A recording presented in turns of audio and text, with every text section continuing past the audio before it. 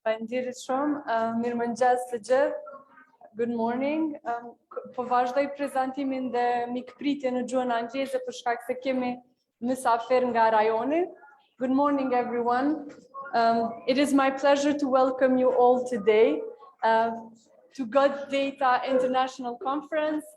This year marks our 4th edition of our annual conference. I want to first thank you all for joining us today physically, and also I want to thank the audience joining us virtually.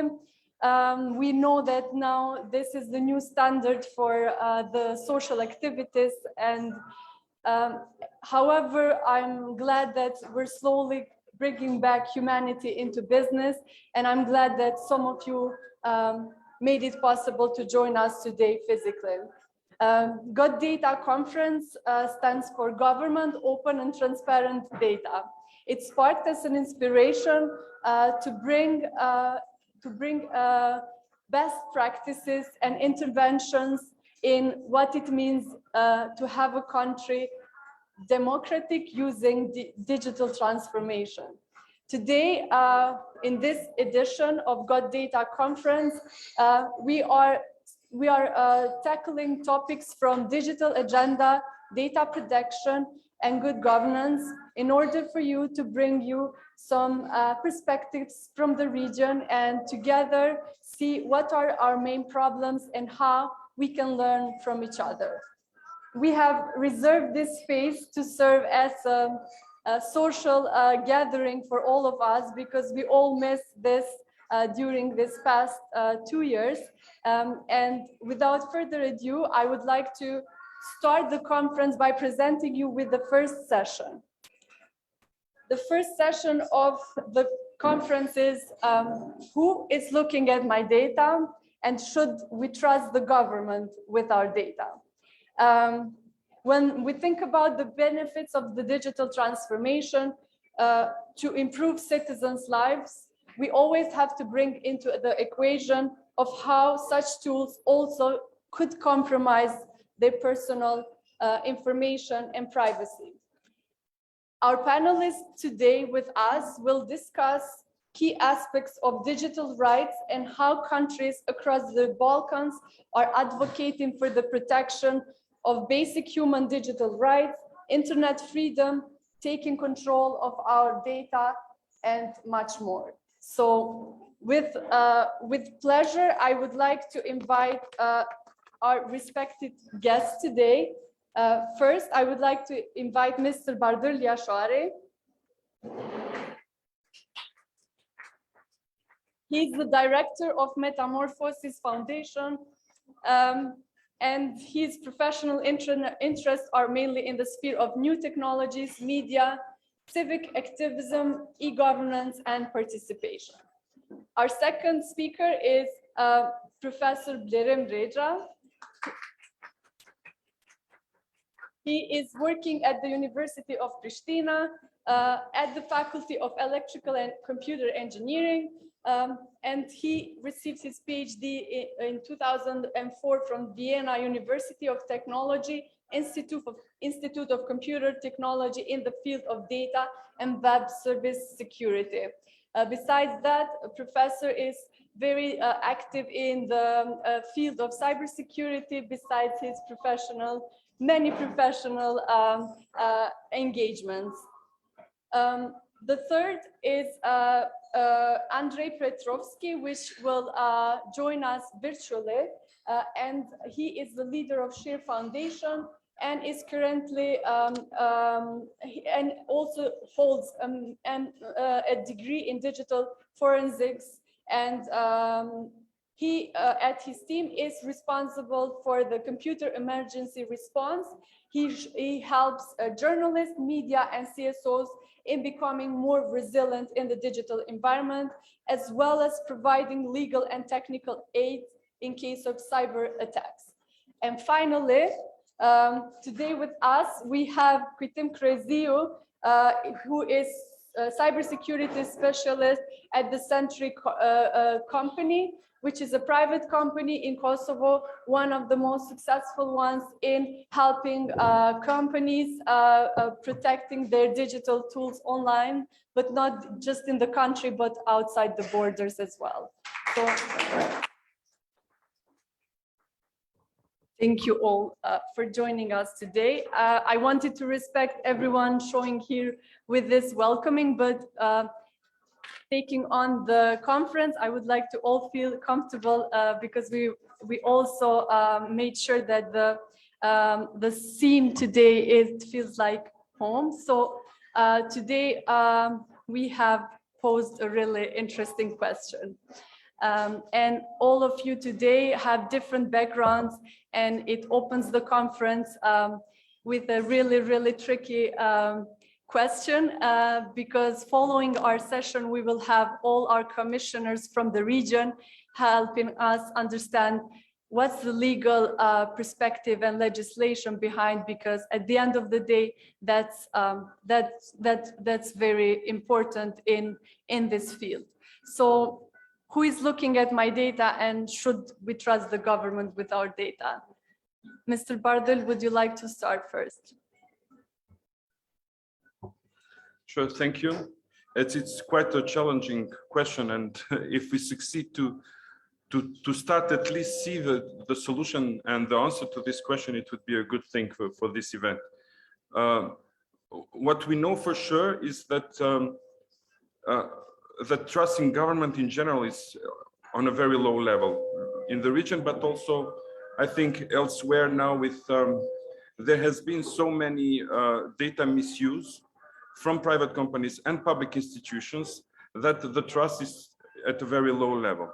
On the other hand, we are witnessing every day that the digitalization of the economy, of the society, is now a reality, and it's not something that we can stop. But what we can do as civil society organization, as academia, as business sector, is really to try and help shape policies and procedures that would somehow, at the center of this entire digital transformation, put the people, the citizens, and those democratic human rights values are somehow embedded in all the policies, but also in all these digital project initiatives, services that are now starting to be used more and more. And only if we somehow put those values in the center of the digital transformation, we can hope that we will reap the benefit of it. So should we trust the government? First, yes, we should trust the government.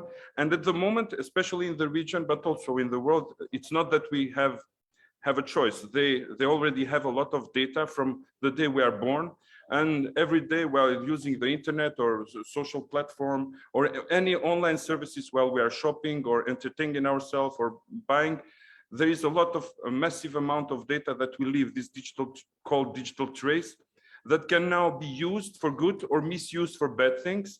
And what we need is not just blindly trust, but try to engage as citizens on personal level, as civil society organization, as I said, the academia, the business sector, so that the background of this entire data governance or data management, be it from the private companies or from the state institutions, is done in an ethical way.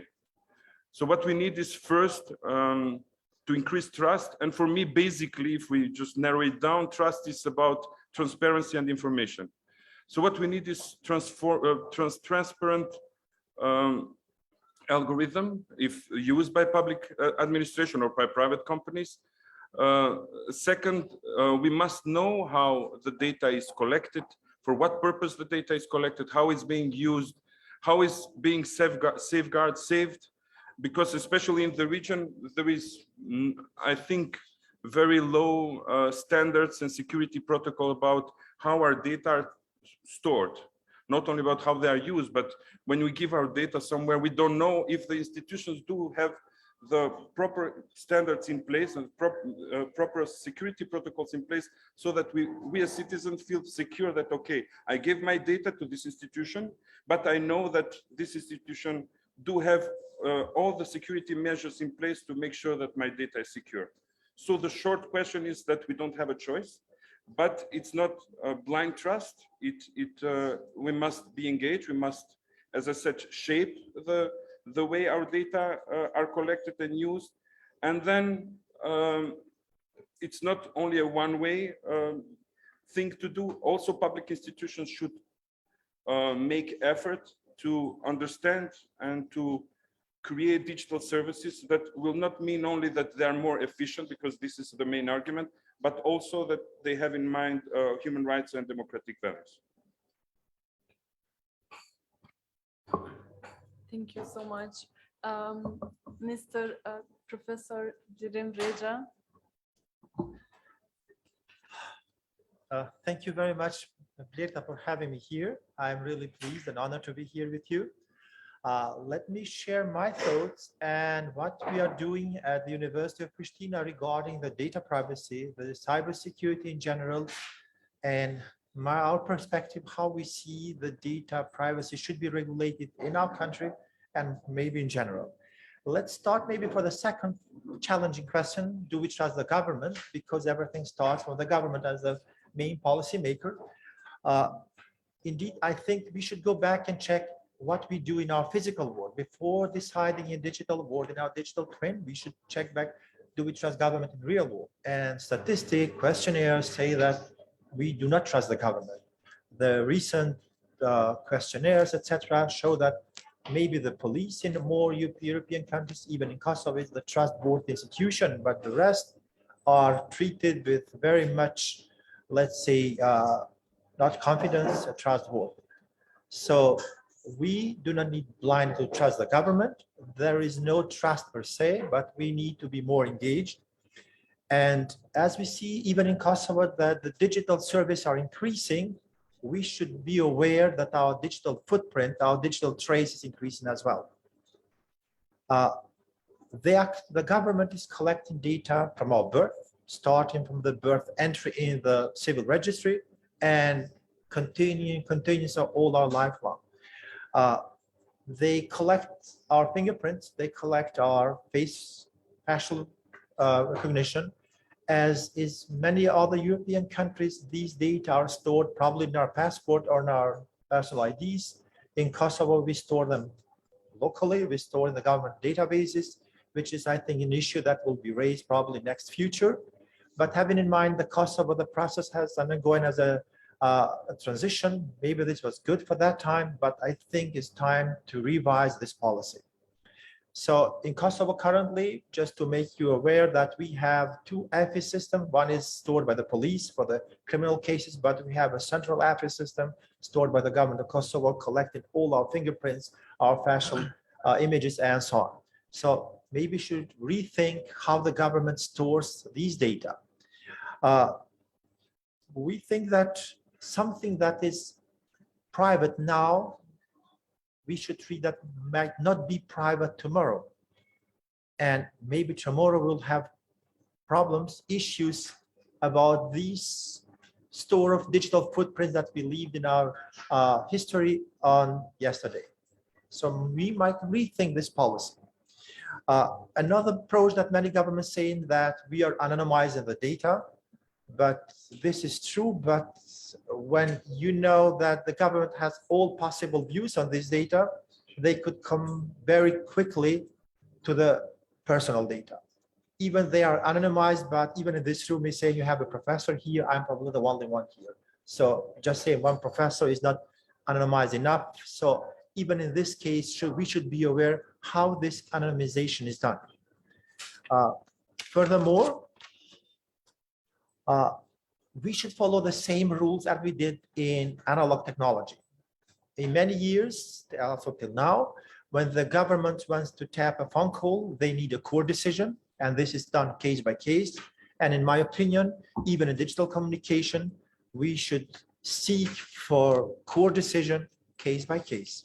Not that the government does a mass surveillance and later on collecting, analyzing, and having in mind these rapid growth of the world with machine learning and AI tools, they could come to very sensitive conclusion, and as we have many cases on the world, making biased decisions. Free online services, which we use every day, they are in fact not free. We use these services as naive users for free, but in fact, we are paying for these services. And the currency are we, our behavior, our data. This is the currency now. So our behavior, our data are valuable for the third party, and we should be aware that this third party, being a private company, being the government, might sell unauthorized, might lose the control of these data, which are valuable to a company making a social campaign, making a political activism, etc., etc. And in this sense, I see the engagement of regulatory authorities very much. I'm very happy that you have in afternoon all the regulatory representatives here, which I think their main duty is to take care that the government is doing exactly what they're promising to us. And these data not are used, but also stored correctly. Something that is safe today is not safe tomorrow. We know this for forward search attacks. Something that is safe now, but in 5 days, in 1 year is not safe anymore. So the regulatory has a lot of job to do. Coming back to who checks my data, and I think we should be aware that we leave very huge footprint behind. We still have some sites in Kosovo without using HTTPS, and this is very scary, because if you do any transaction using HTTP, you are discovering giving your data to the internet service provider. Anyone who uses the internet here can be monitored by internet service provider. He probably is not interested in my personal page that I'm looking open now, but he is in possibility technically to do that. So we should be aware of that. If you open any kind of pages, any kind of newspapers, etc. online, you probably see that more than 20, or you will be surprised how many other services are exchanged as long as you open a newspaper, any kind of page. You're interested maybe in news and comes in headline, but these data that you're looking are shared without our consent with 20, 30 other online services. Just open one page in Kosovo, but even in Europe, you're sharing more than dozens of sources with your habits. And these are values information for the third parties. There are tools for this. You can use any kind of, let's say, extensions on web browser, starting for Firefox, Chrome, like Disconnect, the Privacy Badger. Recently, we have a project in university for the blockchain technology, and we're using Web of Trust extension. And I'm surprised when you open a newspaper here in Kosovo online, I mean, that your data are shared at least with 10 other sources, without our knowledge, without our consent, just hidden and just online and very in silent form. ClassWire is another tool for checking what does your computer behind you. We are using computers, laptop in now as a nowadays tool, but these data without consent, they are sharing a lot of information. So we should be aware of that. What we're doing at University of Pristina, we are having many courses regarding the data security, data privacy, information security, starting from bachelor level, master level as well, some courses in PhD level as well.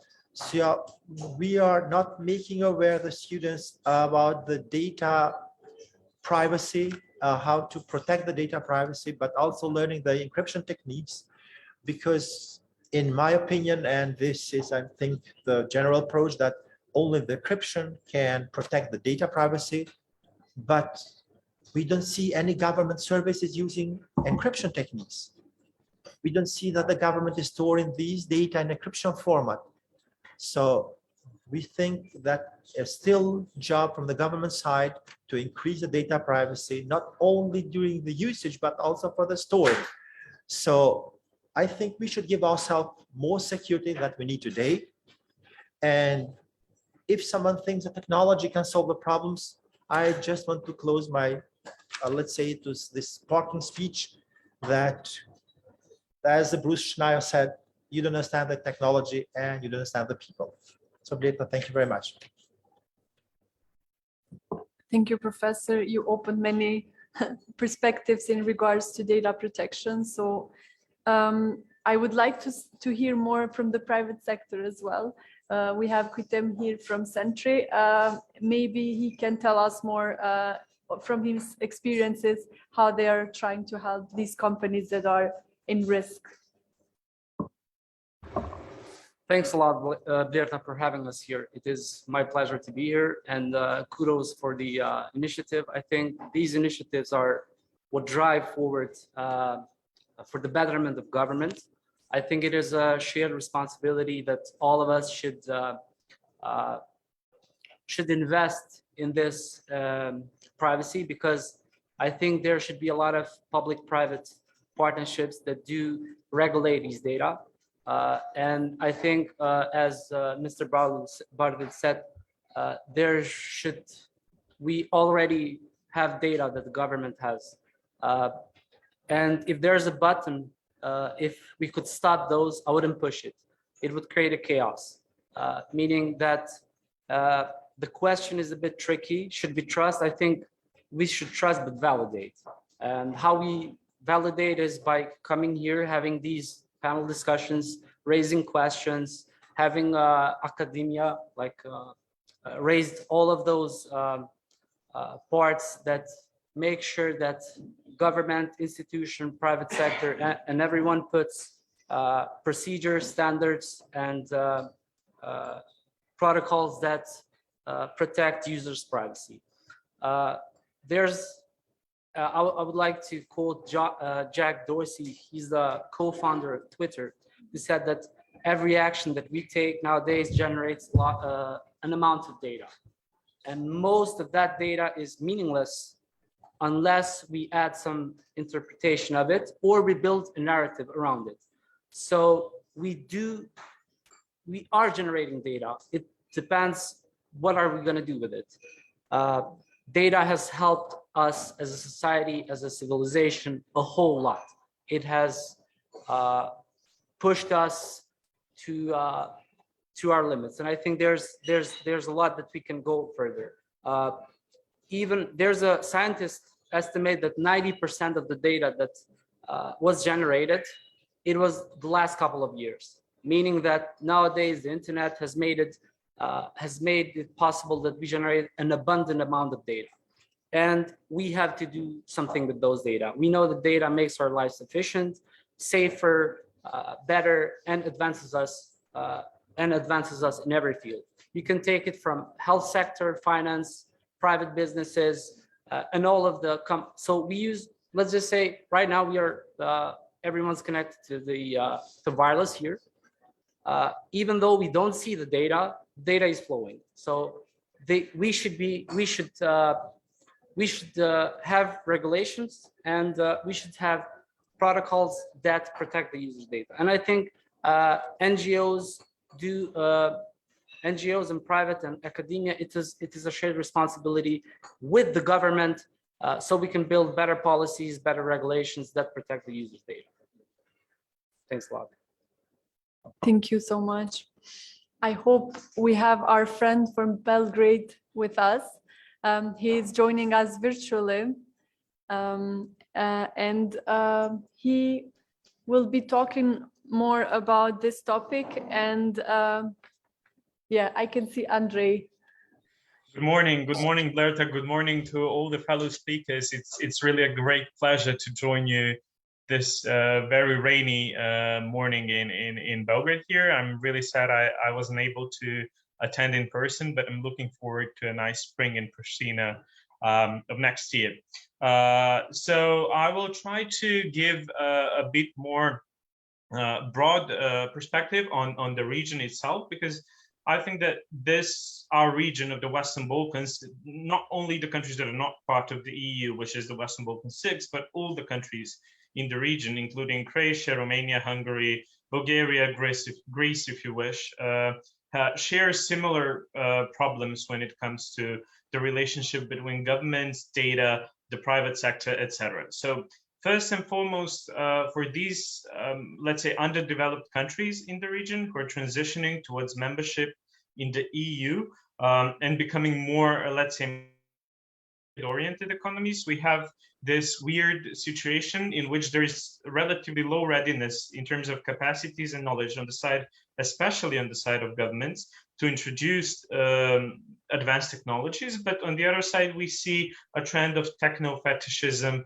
or techno-solutionism, where every issue in society is addressed with technology, which is not necessarily a bad thing. It's only a bad thing when it's done in a clumsy way, which unfortunately is more often than not the case. For example, in Serbia, at the beginning of the pandemic, we had a very peculiar situation in which the government developed very quickly an information system that was supposed to be used and is used today for management of first COVID patients, but then also like tests and all other activities that people undertake during these weird times that we live in.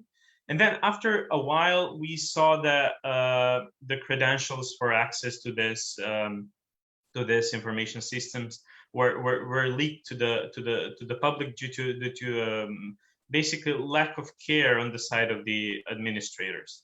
So, and this is not obviously the only example, especially during the early stages of the pandemic in the region. We had numerous examples in Montenegro, in Kosovo, in North Macedonia, all around the region, where data about patients or tests were leaked to the public due to the lack of care on the side of those who were supposed to protect them. So that's a very let's say that's a predicament in which it's very hard to position yourself. I completely agree with what most of our previous speakers said about data is there and data will be collected most likely. Now, I cannot really agree that it's a equally shared responsibility between us as a civil society, academia, the corporate sector, and the government, because in the end of the day, it's the government who holds the biggest chunk of data, meaning that the responsibility on their side is always the biggest. If you collect data, then you have every obligation according to the laws that you as a government adopted based on European standards, that you are supposed to protect that type of data. We as civil society, and I'm sure colleagues from academia and the private sector are always happy and open to help with giving advice and supporting the government in building their capacities to protect data in a better way. But I think that the ultimate responsibility is with the government itself, because they're, as I said, they're the ones who hold the data. There are obviously also private instances like banks, healthcare institutions, etc., who do collect intrusive, who by the nature of their business have very intrusive data about their clients. But still, it's a different position when you're a client of someone and when you're a citizen of a country. The first one is a choice. The other one is something that you get by birth, probably in most cases. So to conclude on a more positive note, what we are trying to do and what you're very I'm very happy that you ODK, Open Data Kosovo, is also part of, is this regional initiative, and Metamorphosis as well. Sorry, Bardir. This Southeast European Digital Rights Network, which is a network of some 20 organizations from the broader region that try to tackle these issues from our point of view, from the point of view of the civil sector, and how we can build our internal capacities and understandings on these issues to later help the society as a whole. When I speak about my organization, about Share Foundation, our role in most cases, except for advising, has unfortunately been that we have come into many situations in which we've had to ring the alarm when things happen, because citizens would approach us with an issue, or our researchers would find something on the internet related to a data breach or a cybersecurity incident, and then we've had to have this role of someone who is alarming the institutions that something's happened. It's not a too comfortable position, but I think that it is a very important role that we have, and we are happy to basically do that, because we see this as our part of the responsibility. Thank you very much. I'm happy to answer any questions. Thank you so much, Andrei, for joining us virtually. As I mentioned in the beginning, we're streaming online, and I'm not sure if many people had the chance to join us and hear our previous speakers. But in case there are questions or if you want to reach out, please feel free to do so. Before we conclude with the first session, I would just go around again with our panelists here. We were listening most of the backgrounds from different departments, NGO perspective, business and private sector. But I have to also make this additional question in regards to this new trend of fast digital transformation that has happened as a result of the global pandemic that we are facing to this day as well. So do you think that, can you share with us from each of your countries if you have any experiences that could have been managed better and that we can learn from, or just in general from your work experiences?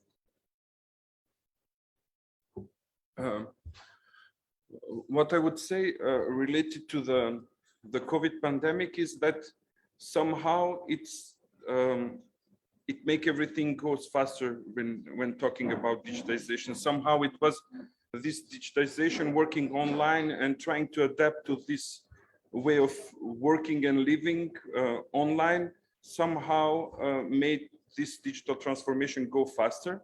And but what we noticed also is that most of the institutions, public administration especially, were not prepared.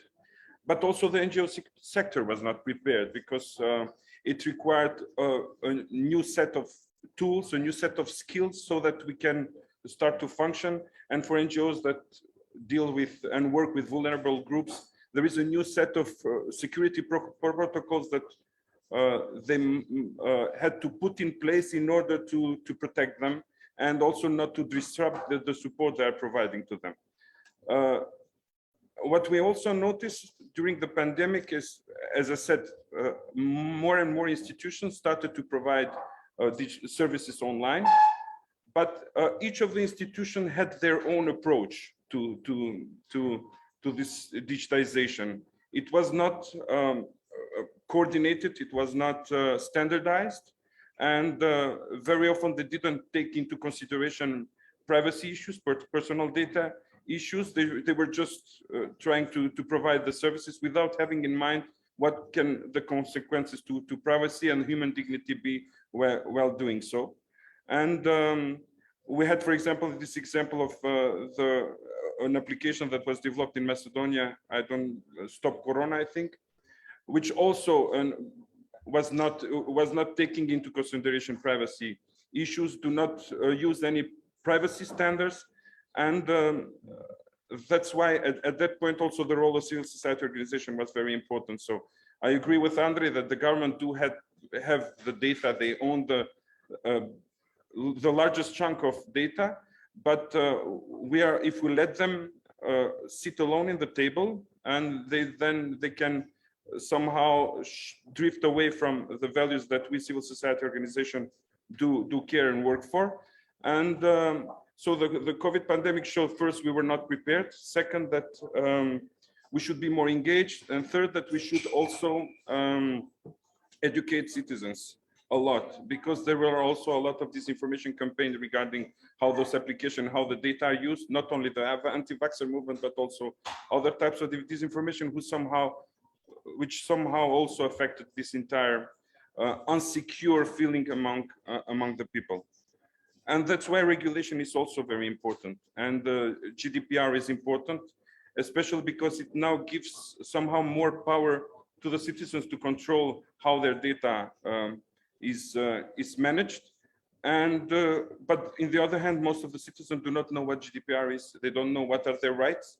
And again, I see here an important role from the regulatory bodies, the directors for personal data protection in each of the countries, but also the NGOs, to educate the citizens about their rights so that they know what they can expect and to demand better privacy. And then also the business sector also have a very important role, and that is to embed this privacy by design of those digital services. So from the very beginning, that everyone in this ecosystem of the digital transformation are aware of the privacy issues, and we have a human-centric, as I said at the beginning, digital transformation.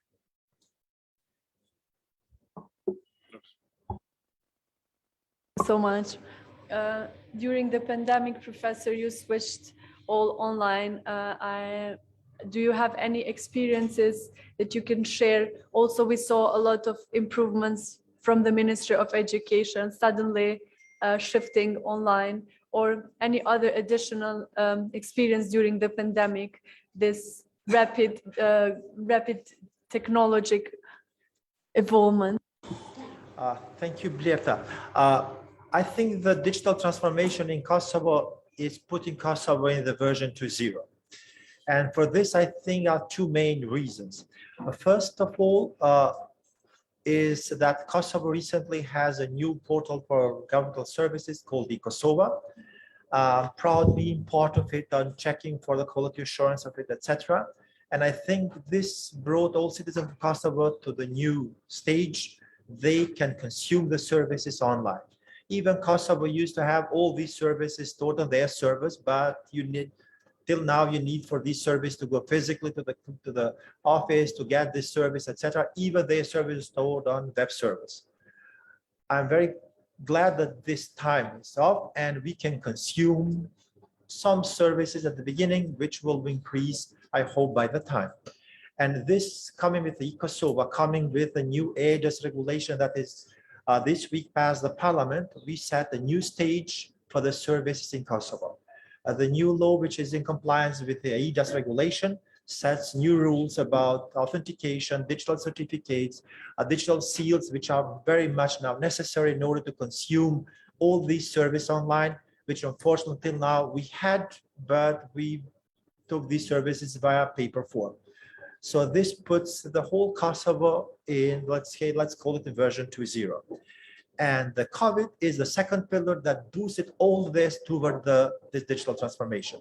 Not only in the education, but our role as educators is, especially in my case as a technology, to increase the technology usage to all services. And I did this for many, many years.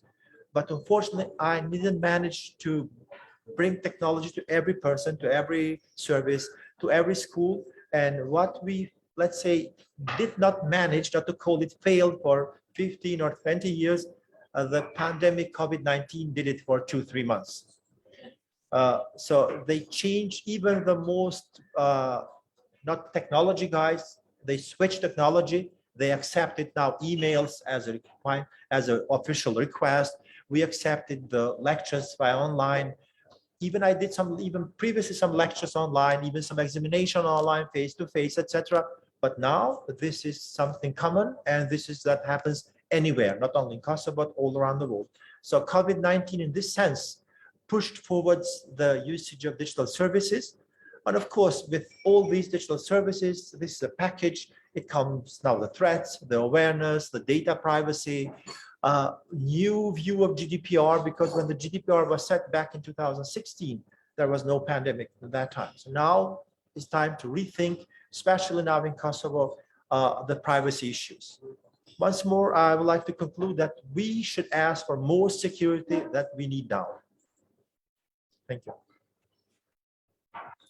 Thank you, Professor.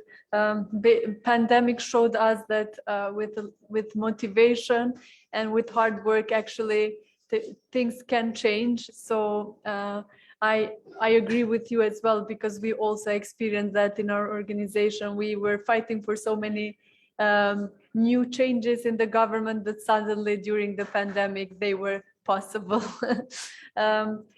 Mr. Kuitem, would you like to share with us any experiences? Did you have a lot of emergency calls during this time, I guess? Yeah. Thanks a lot. I would also like to take this moment and reply to our colleague from Belgrade, so I can elaborate a bit more on the why I think it's a shared responsibility. For example, if you see a problem in real world, you report that. You as a citizen, that's called active citizenship. So activism of citizens. So you need to you report those in real life. Why wouldn't you report something online if you see a problem in the government, if you see system leaking data? You have US governments that have bug bounties. These are programs that ethical hackers can go and report security issues. So, and they'll give you a hefty amount of money if you find something that impacts their system. So that's one of the reasons why I think it is a shared responsibility. In the region here, government is seen as an external entity. It is not. It is part of our everyday life. And we as citizens have the responsibility to make government better, in the sense that if there is something wrong, we go out and protest. There's news. There's news that portals that say, okay, this happened, this shouldn't happen. So it is a shared responsibility. That's the reason why I think it is a shared responsibility. As for the pandemic exposed us to a broader attack surface. You had to adapt. If you weren't ready, you had to adapt. And I do agree with Professor that it gave us a rapid growth. With that, we were exposed to the world, because not a lot of private companies were digitalized before the pandemic, and they had to do if they wanted to keep their business running. We have a school at Cyber Academy that we teach students about cybersecurity, and we had to take that online. So every business has had to adapt to survive.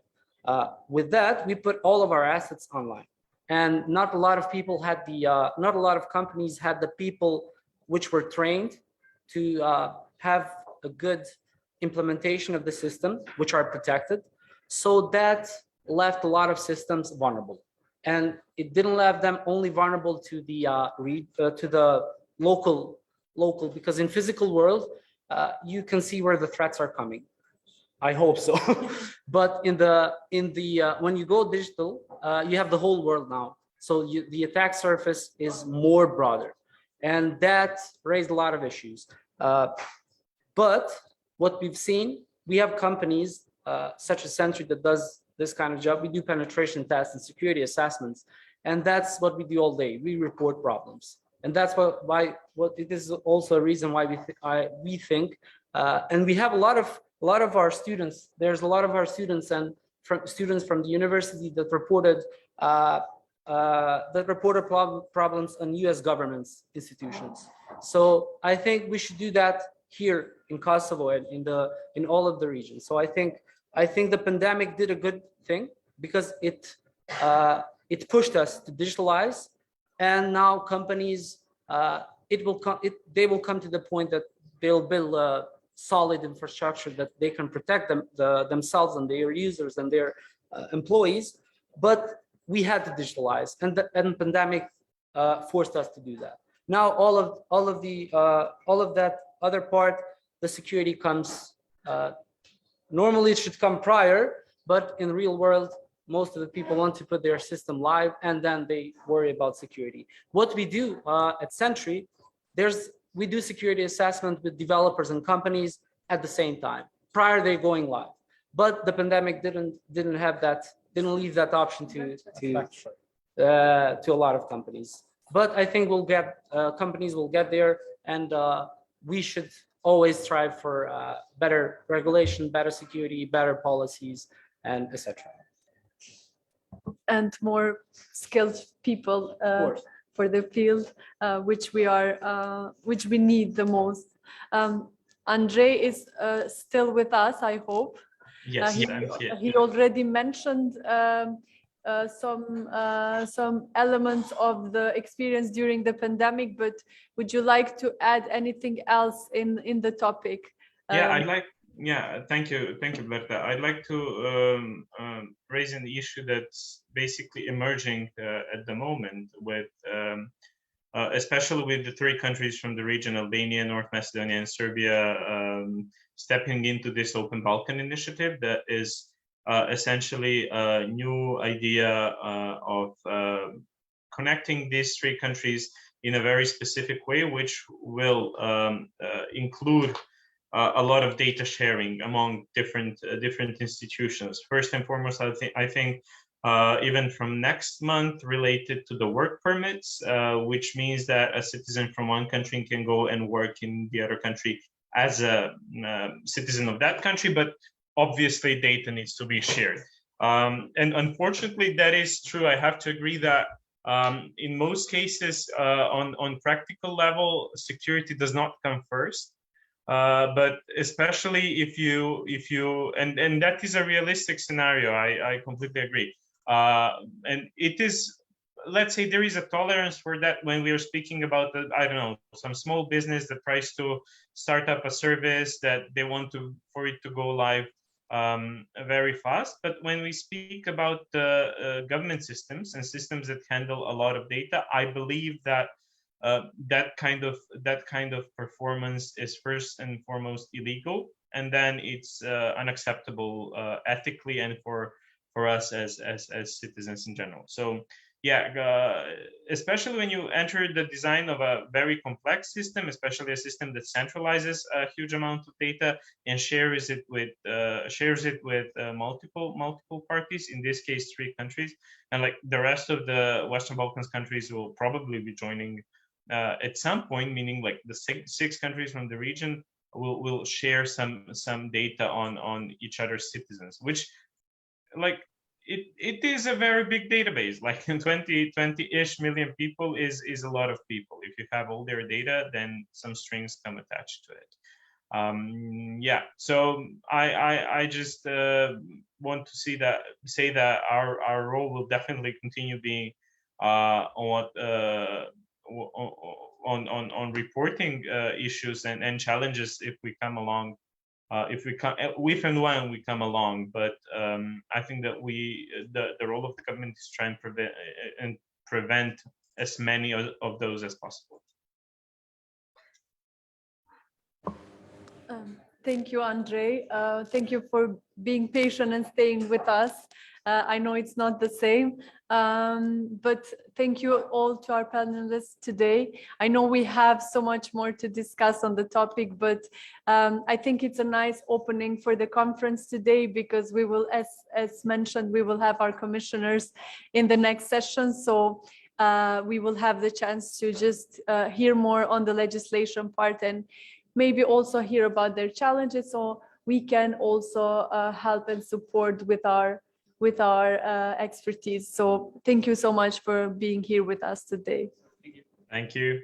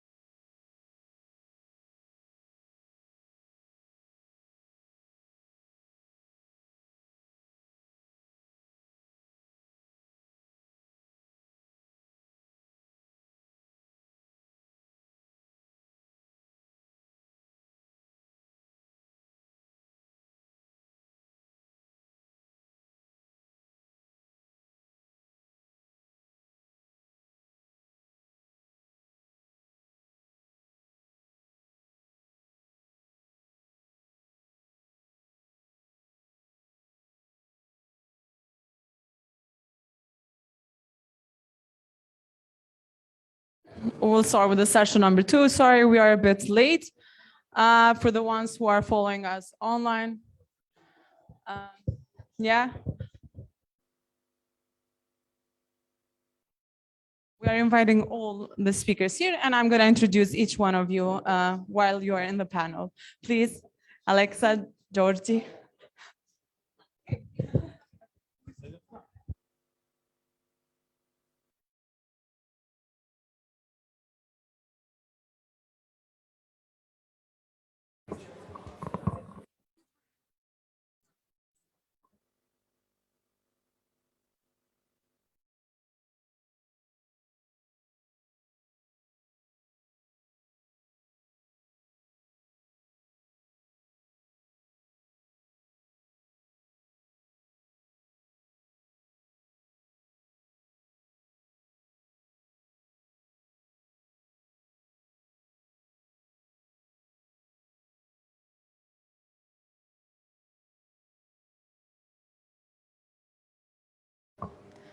Okay, thank you so much for being here. And I know that in this time of pandemic crisis, and some of us sometimes has made it difficult to be physically present at the conference, but thank you all for joining us, especially colleagues from Montenegro and North Macedonia. I will start by introducing our beloved speakers, and I must say that we have speaker, which will be connected online, and I will introduce our very first speaker, who is Krenare Sogojeva Dermako, is a lawyer who graduated in the Faculty of Law from the University of Pristina with further advanced studies at the European Law at the European College of Parma in Italy. Amongst his professional background, working for 13 years in Ministry of Defense in the legal department as a director, she is now appointed as a commissioner of information and privacy in Kosovo. Thank you so much, Ms. Sogojeva Dermako, for being here.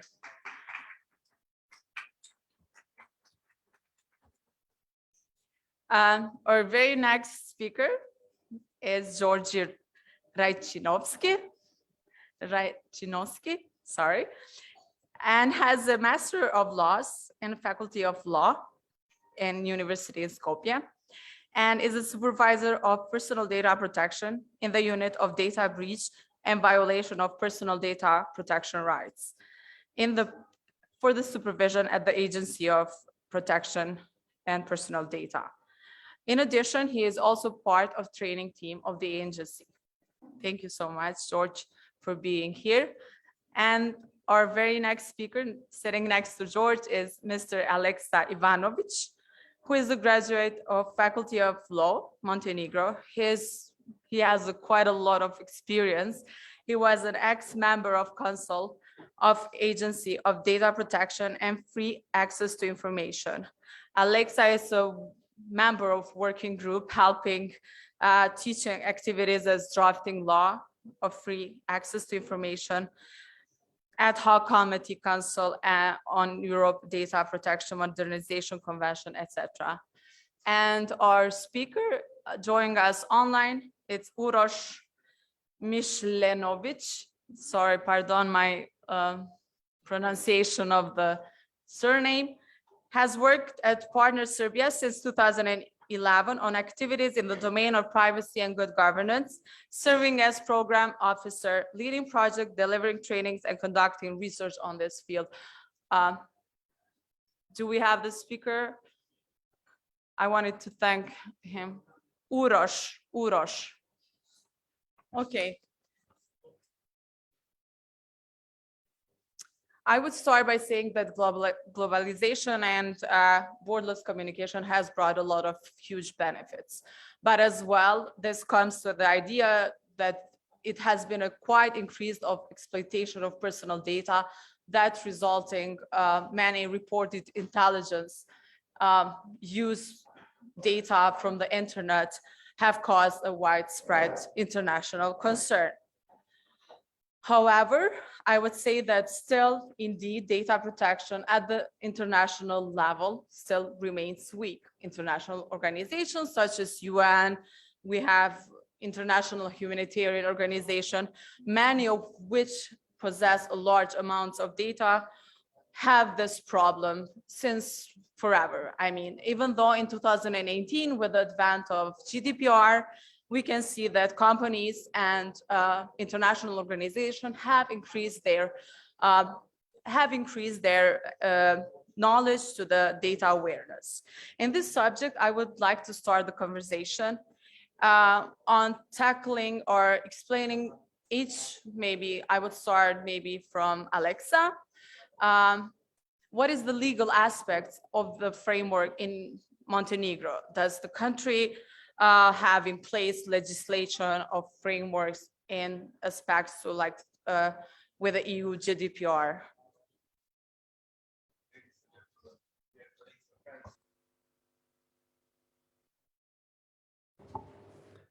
Ladies and gentlemen, dear colleagues and friends, I'm glad indeed to be again here in Pristina, to meet my old friends and to introduce new.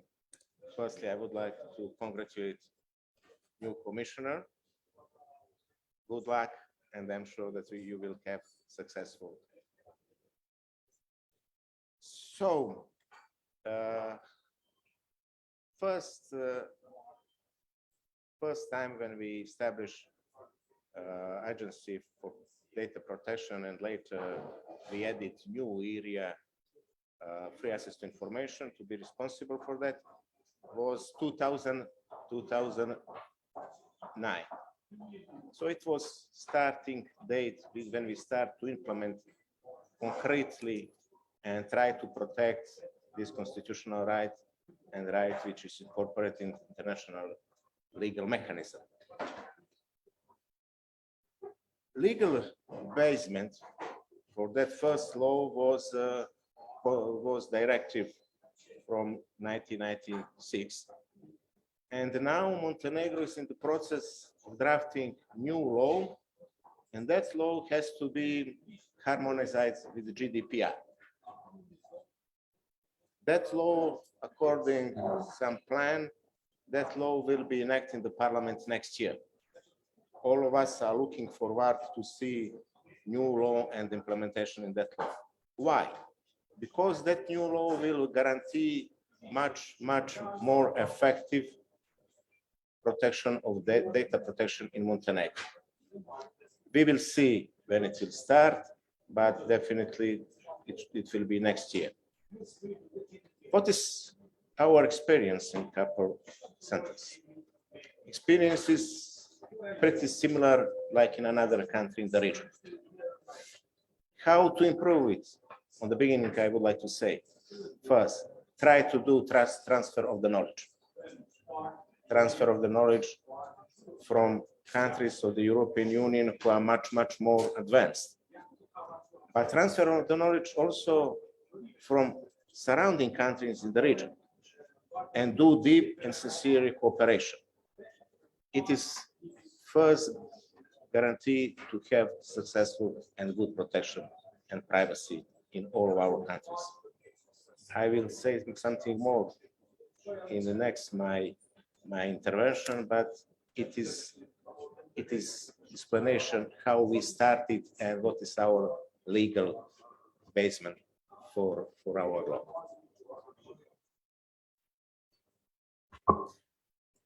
Thank you so much. The following question, Mr. George. First of all, thank you for your invitation to be part of this conference. When we talk about GDPR, from February last year, Macedonia have a new law on personal data protection, which is transposition of the GDPR in Macedonian legal system. And the agency and controllers have 18 months for compliance. And from August this year, the law is fully enforced. In this period, from the beginning of the law, agency started to work hard And we published more than 10 guidelines in official gazette of Republic of North Macedonia in the start to help controllers in implementation. And there was guidelines for transfer data, for security of processing personal data, etc. We also published guidelines for preparation of necessary documentation for technical and organizational measures of the processing of personal data for controllers and processors, because all companies, all public institutions, civil society don't understand the law, and they have a problem in implementation. But in this period, agency had three main goals. First was supervisions, second was trainings, and third was twinning project.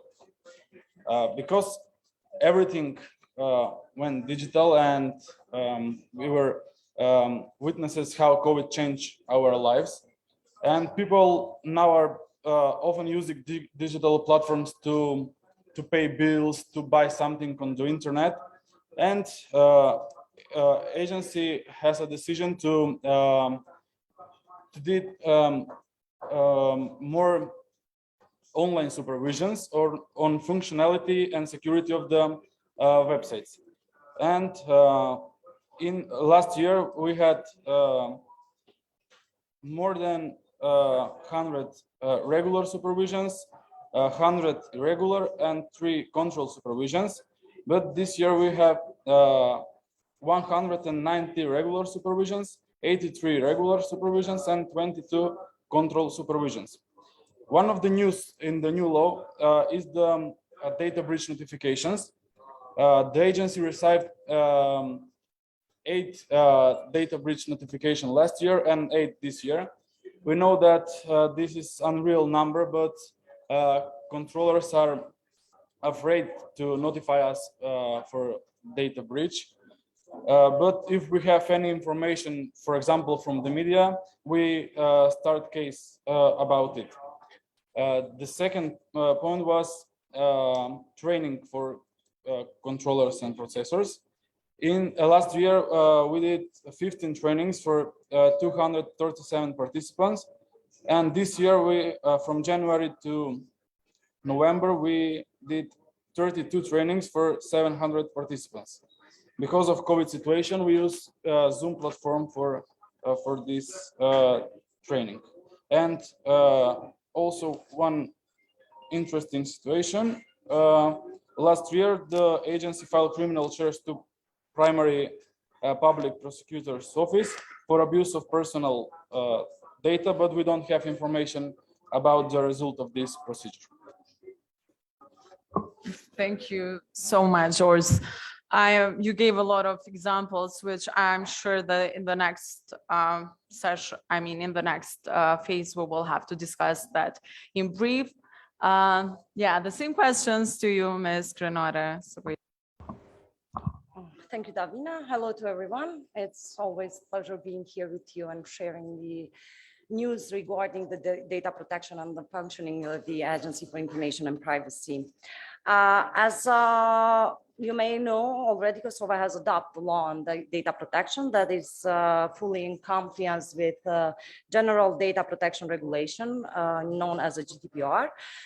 In fact, Kosovo has this law from 2019, but the functioning of the agency has started just in June of this year by being appointed me as a commissioner of this agency. Regarding the law on data protection, which established the rights and responsibility principles and fines related to the protection of the personal data and individual privacy. And also this law requires controllers to take adequate technique and organizational steps to maintain the appropriate level of security when processing personal data. Here it's important to mention that the Agency for Information and Privacy mandate includes the authority to impose fines to the controllers and processors, who process personal data in conventional of the law, we strengthen its executive role. Living in this digital age, the law on protection data, it ensures the individual's fundamental rights and protect it. In the time that we are 5 months ago, we just start our functioning. The agency start issuing the drafting first, and then issuing the sublegal acts to implement the law on data protection. And now we have almost 30. We have exactly 35 cases, and 24 of those cases are already closed. Those cases has been developed, reviewed by the officials of the agency based on our law, and also we are very we as a region, we are very lucky, as the representative from Montenegro mentioned, we are lucky that now we have a full jurisdiction of the European Justice Court that we will take into account and in order to choose and to close our cases. We as a region, I think that we since now we are all in a, even if we have laws, or even if we are in that step to take the new laws in compliance with the GDPR, we can do a lot of things together. I mean, sharing the experiences and trying to identify the best practices and best cases to impose in our system. It will help us more to have this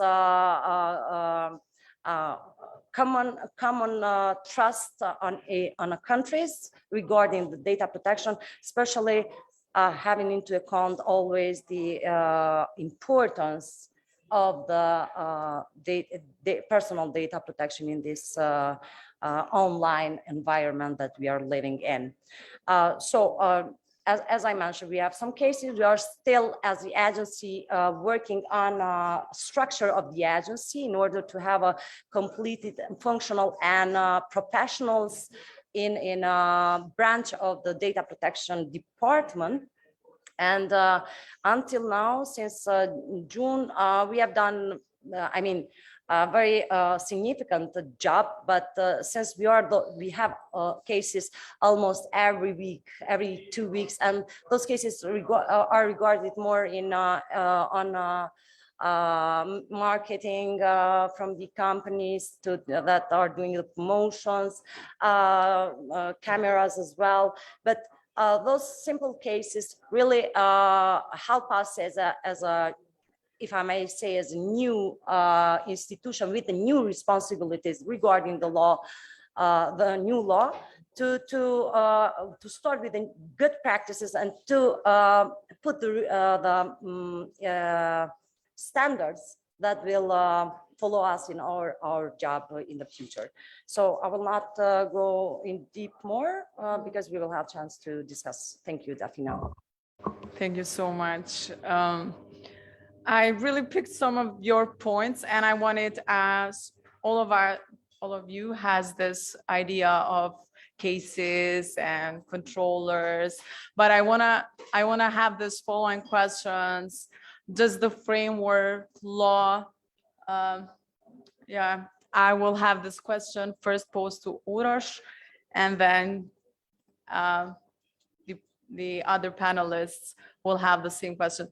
Are the any legal framework or laws that are putting obligations towards the data holders, such as companies, other interested stakeholder, that it be even international organizations who may have different personal data, which sometimes are not that very, held as secure as we should aim for.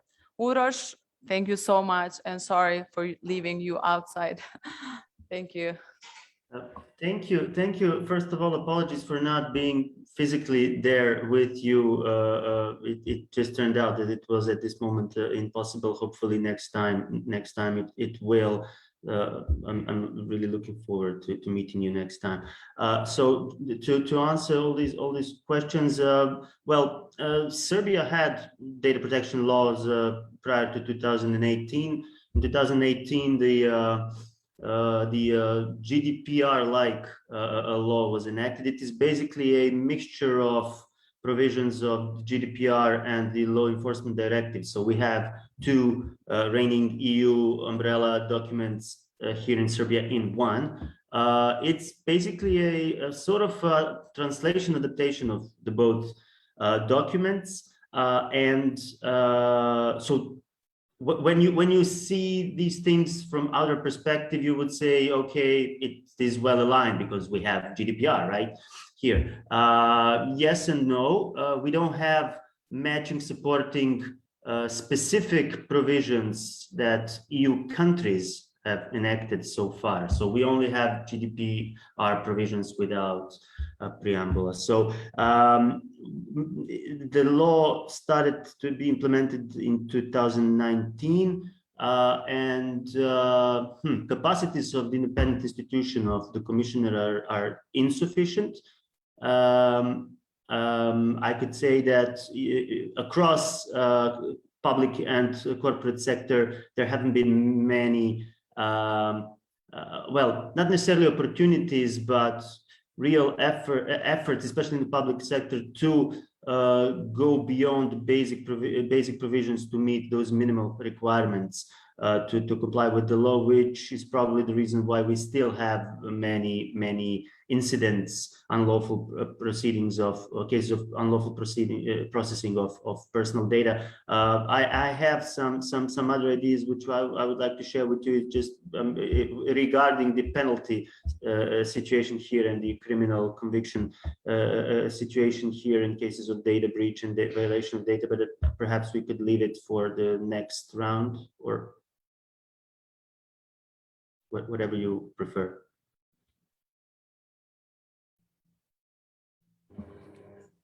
Thank you so much, Uroš. I hope the next time we'll be able to hear you more. So I would relate to my previous questions. Are there any obligations that are being posed to data to the holders in terms of whether it should be framework, laws? Alexa?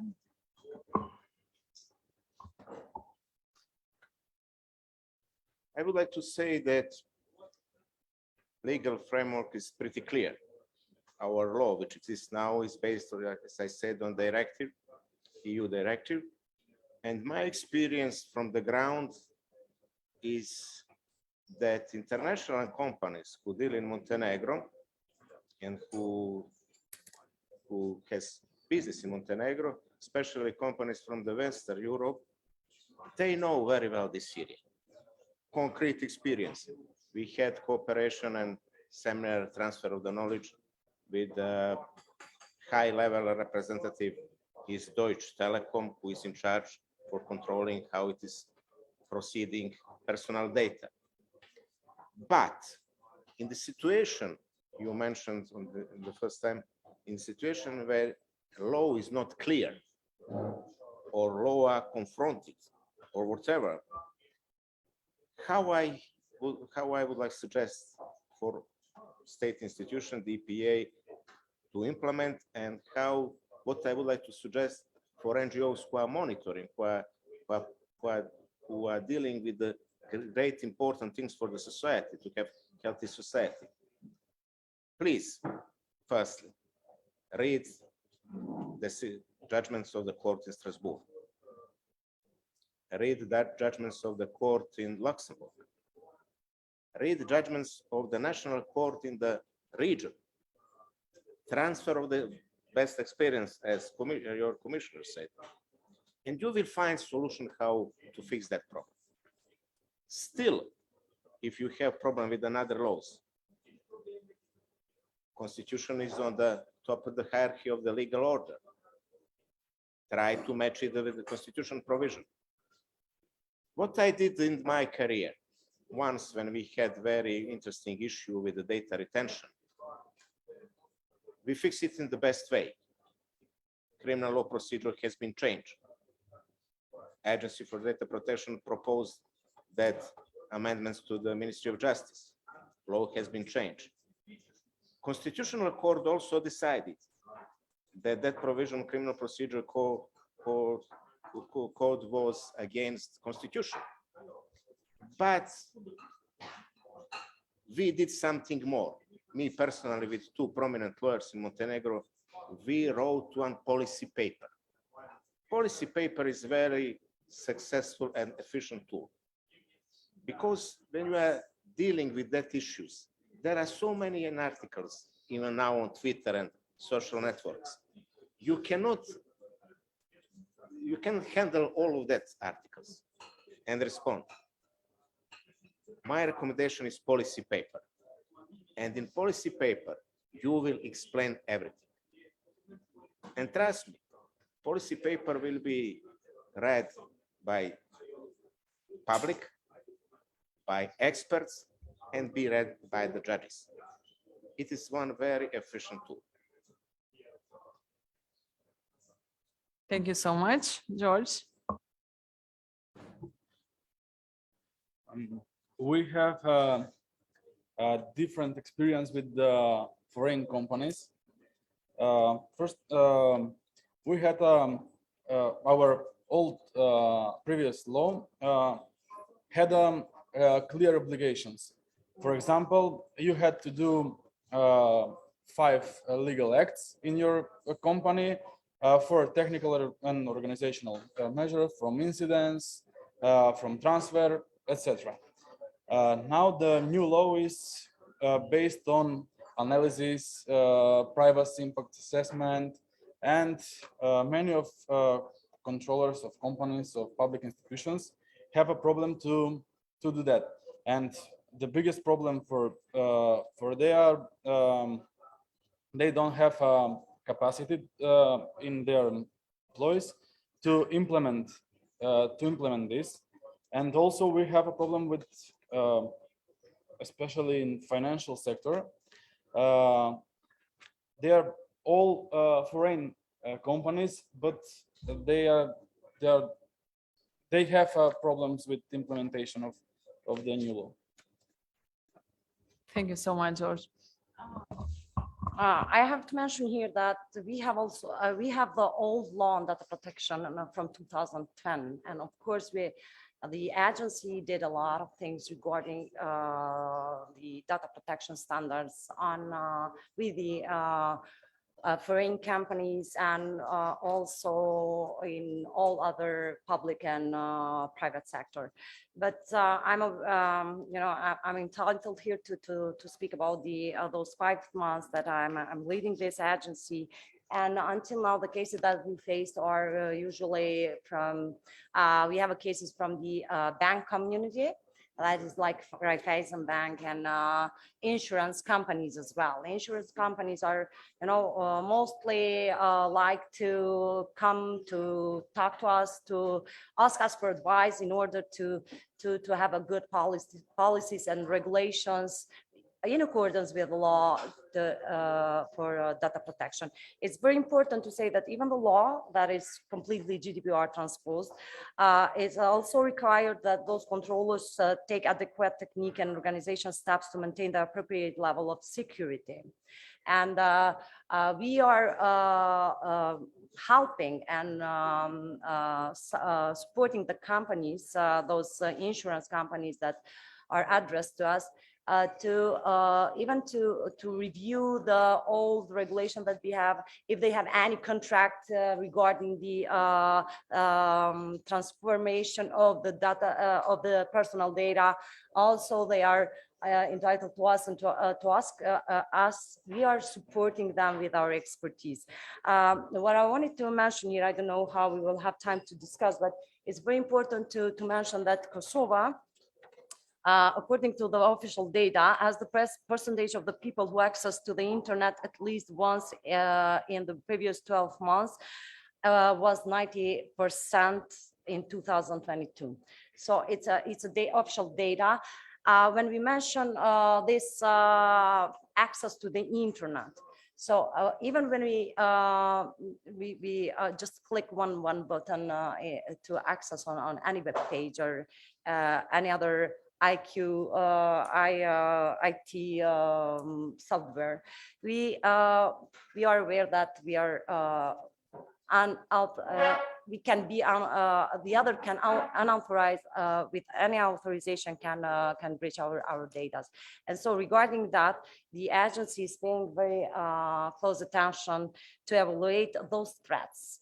And we don't have too much experience, being honest. But however, as I mentioned before, we are doing our job step by step in order to, but in every case that we are reviewing and we are closing in, well, it's a case that we are reviewing in a international base, taking the best practices. So for that, I always will mention in this panel that this regional cooperation will really help us to impose very good practice for all the cases that we can face on in the future regarding data protection. Thank you, Dafina. Thank you so much. Yes, Uroš, do you have something?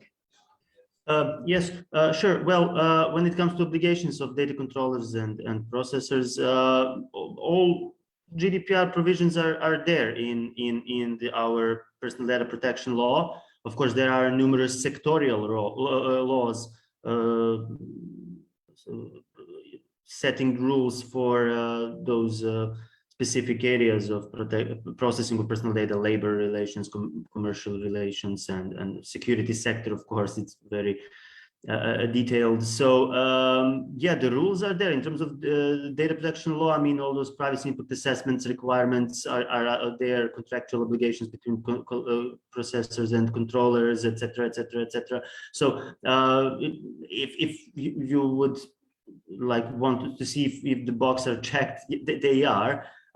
Except one very important thing, our law, as I already said, it's GDPR transposed international legislation with one exception, and this is the level of fines, which is, I think, crucial as a deteriorating effect in any in an implementation of legislation. So the level of fines is low. It's a couple of €1,000 max in misdemeanor cases.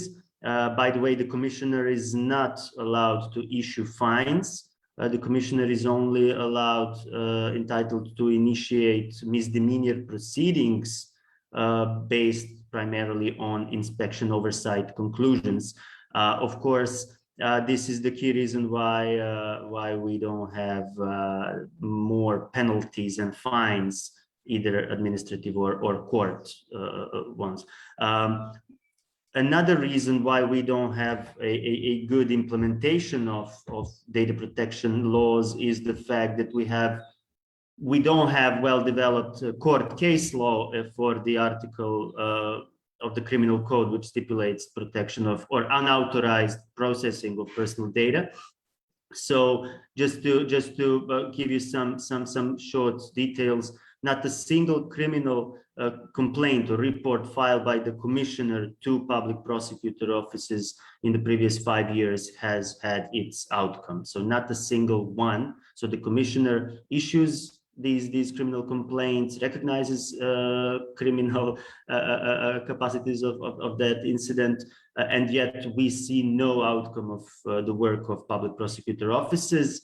We only have 2 court decisions, 2 judgments of conviction for the same article, and they're both suspended sentences. And yet we have had many more incidents and cases that should have at least been brought to trial. So this is all about inactiveness of police and public prosecutor offices. There is a problem of absence of investigative actions, which I'm afraid I'm a bit pessimistic there, because we don't have adequate legal protection of injured parties, obviously, victims of personal data abuse and misuse. And if this practice continues, I'm afraid that we may end up in a systematic violation of the right to protect to private and family life. because of these ineffectiveness in the work of public institutions. And in such environments, I need to point out that it is no wonder that data breaches and other types of violation of citizens' privacy occur quite often, because incentives for not to break the law are obviously quite weak. Thank you. Thank you so much, Uroš. We will leave this last question if we have a question posed in online from the audience. But in case we don't have, I will have this very last question, and I would ask if you can keep it short because we'll have the lunch afterwards. Is it like a real priority for your country, personal data protection? How?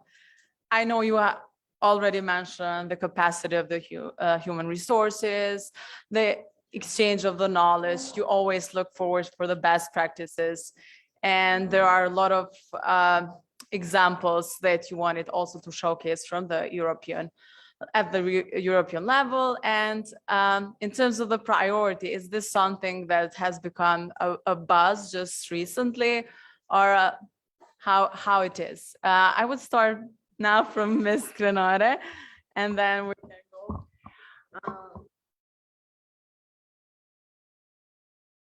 Of the commissioner, that because as you may know, the law on data protection is approved by the Assembly in 2019, and the election of the commissioner in order to put in function the agency to do their own job, it's happened just before 5 months. And but however, I cannot say that it's not a priority of the Kosovo as a state.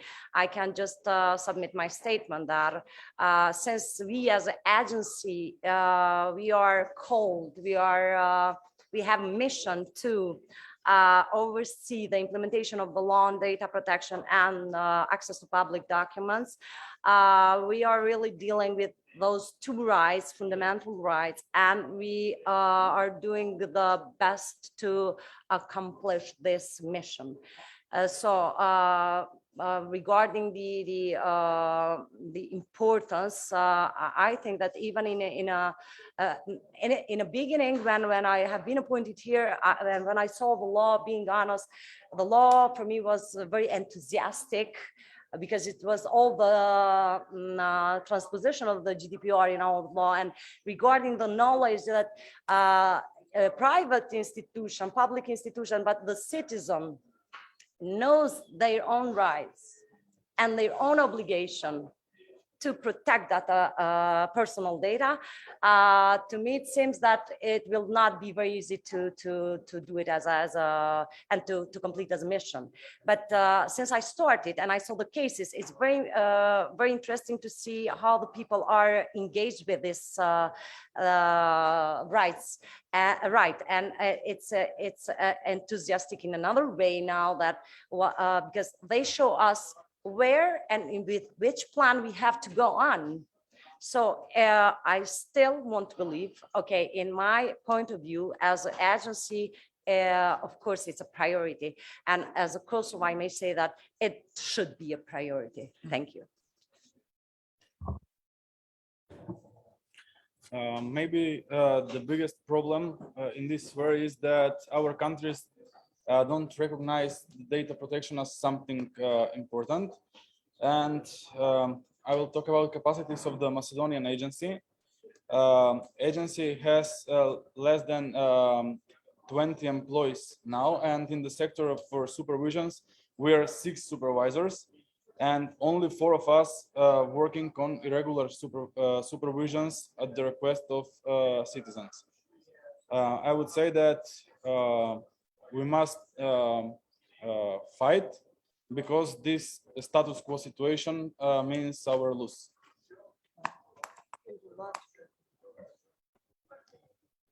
When we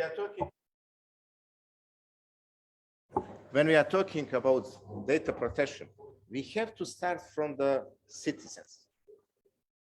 core of data protection are citizens.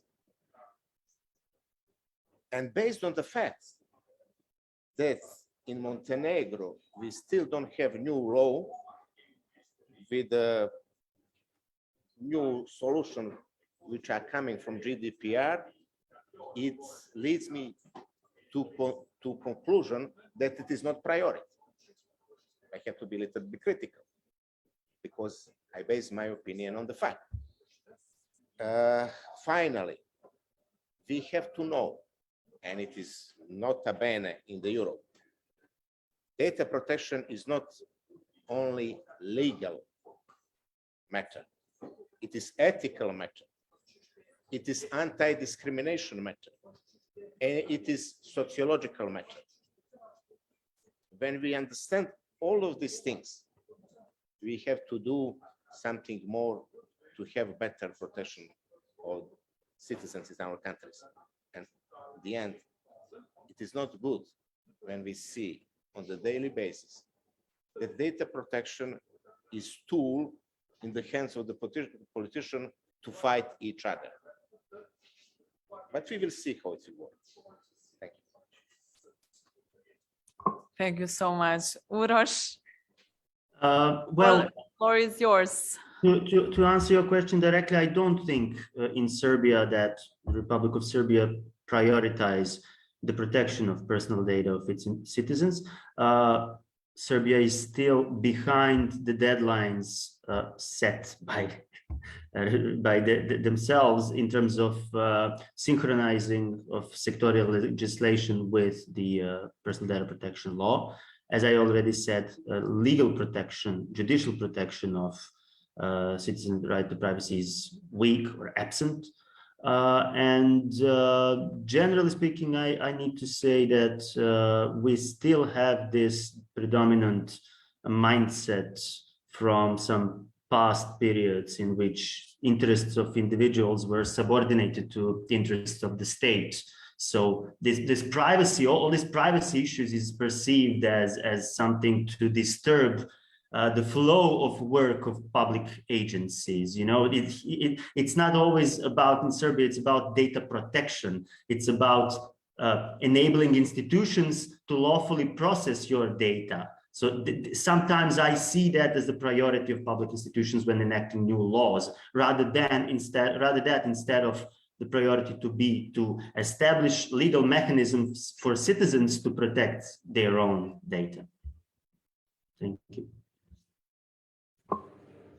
Thank you so much. I know we have all somehow related this very last questions to our personal data. And this was something that I wanted to hear all of you, your opinions. And in this regard, I would like to close this panel. But first, I wanted to thank, because it's important, I want to show gratitude to all supporters. It's a project, an EU funded project, which this panel was as a follow-up of yesterday's meeting at the regional knowledge exchange. Demos, Netherlands Embassy, Moje Państwo, it's organization, partner organization in Poland, and National Endowment for Democracy, whom without you, we wouldn't make it here. Thank you so much to all of you, and looking forward to having another conversation while eating lunch. Thank you. Thank you.